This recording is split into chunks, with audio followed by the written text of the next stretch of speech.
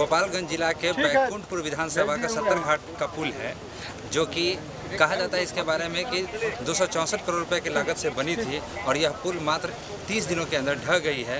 ये एक दुर्भाग्यपूर्ण घटना है। आगे सड़िए भैया, आगे सड़िए, आगे सड़िए।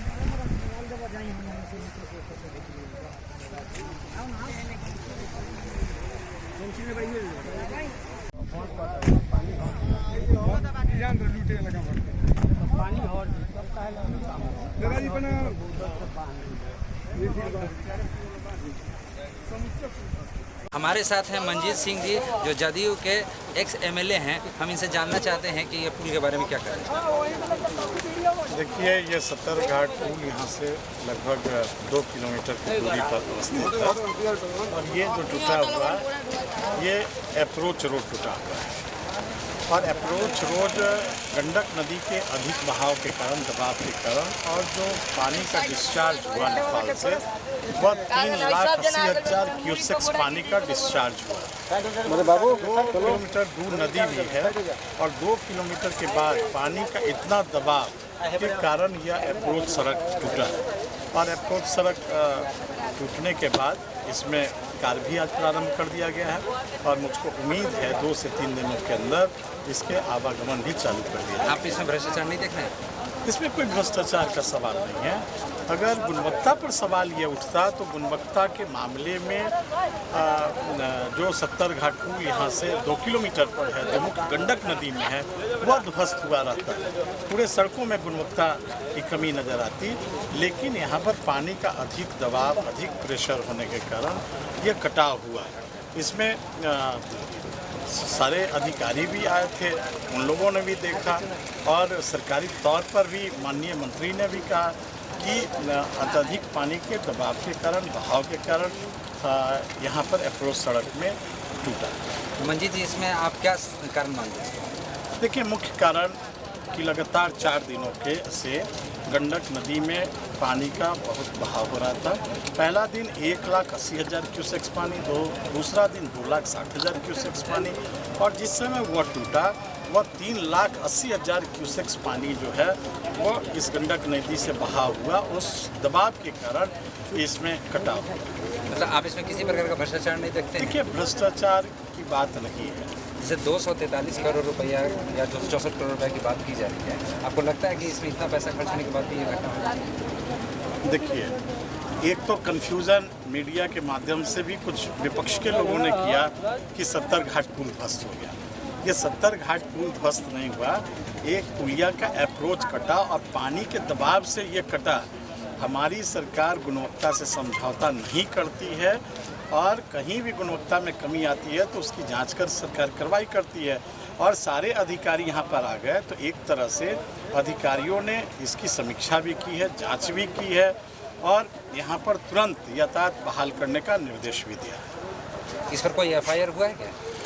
इस मामले में समाचार पत्रों में छपा है, 3 FIR किए गए। एक पुल निर्माण निगम के अधिकारियों ने किया, एक अंचलाधिकारी ने किया, एक संवेदक ने किया। जिस समय इसको बचाने का काम प्रारंभ हुआ था उस समय कुछ विवाद की स्थिति पैदा हुई थी और उस विवाद के बाद जो हुआ कटाव उसको लेकर लोगों ने FIR किया, ऐसे समाचार पत्रों में हमने देखा है। आप माननीय मुख्यमंत्री को दोषी नहीं मानते? माननीय मुख्यमंत्री का क्या दोष है इसमें? कहीं से माननीय मुख्यमंत्री का दोष नहीं है। ये आप कोसी त्रासदी को याद करिए, ऐसे ऐसे इससे बड़े पुल ध्वस्त हुए थे। कोसी त्रासदी प्राकृतिक से कौन लड़ सकता है? इस पानी के दबाव को कौन रोक सकता है? जहाँ इतने मात्रा में 3,80,000 एक बार में क्यूसेक्स पानी का बहाव होता है, उस बहाव को रोकना बहुत ही कठिन काम है। बैकुंठपुर विधानसभा के 70 घाट स्थान पर आए हैं, जहां पर कि नीतीश कुमार सरकार द्वारा जो बनाई गई पुल थी टूट गई है और आज हमारे साथ बात करने के लिए भारत सरकार के पूर्व वित्त मंत्री यशवंत सिन्हा जी हैं। सर इसके बारे में क्या कहना है? देखिए, जब से ये पुल टूटा है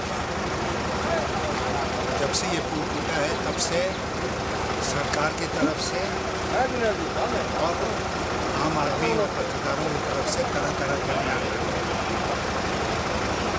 मुझे बहुत आश्चर्य हुआ जब मैंने देखा कि सरकार की तरफ से और ख़ास करके इस विभाग के जो मंत्री महोदय हैं उनकी तरफ से जो बयान आया उसमें ये दिखाने की कोशिश की कि कुछ नहीं, मात्र पुल का जो अप्रोच पथ होता है उसको बह गया कि पानी के तरफ।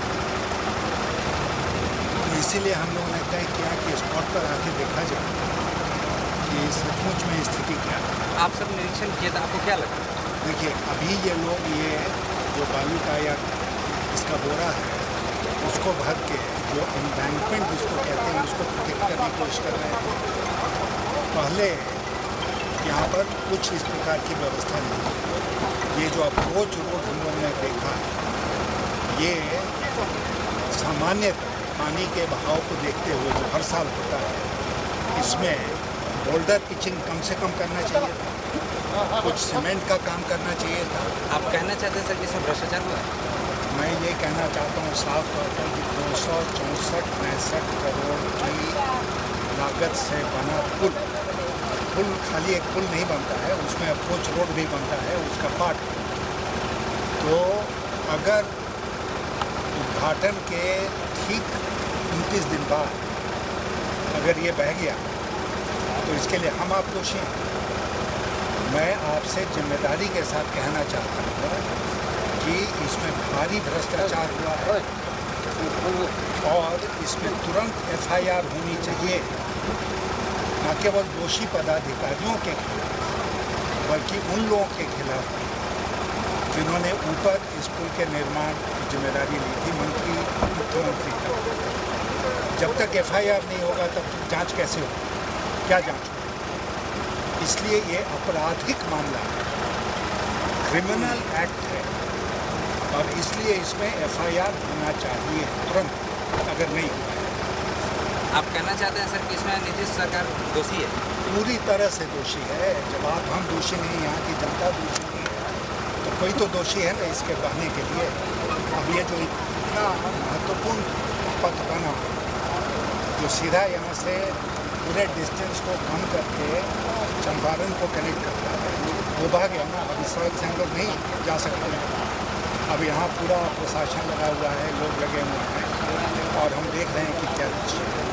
और इसीलिए हमने ये तय किया था हम लोगों ने कि हम लोग आकर यहाँ पर जांच खुद करेंगे और जांच के बाद निष्कर्ष पर पहुँचेंगे। और मैं मानता हूँ जांच के बाद कि सरकार की तरफ से जो बयान दिया जा रहा, हल्का बयान, वो बिल्कुल बेबुनियाद है। न मुख्यमंत्री यहाँ आए हैं, मिनिस्टर जो है पटने तो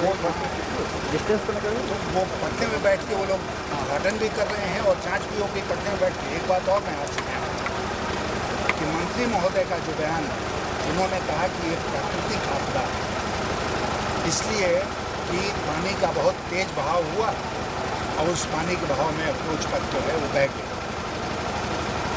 प्राकृतिक आपदा को पूरी तरह से ध्यान में आप रख कहना के। चाहते हैं कि जो मंत्री महोदय का बयान है वो लिपक होती है? नहीं, उन्होंने तो सर्टिफिकेट दे दिया ना, अब इसमें जांच क्या होगी?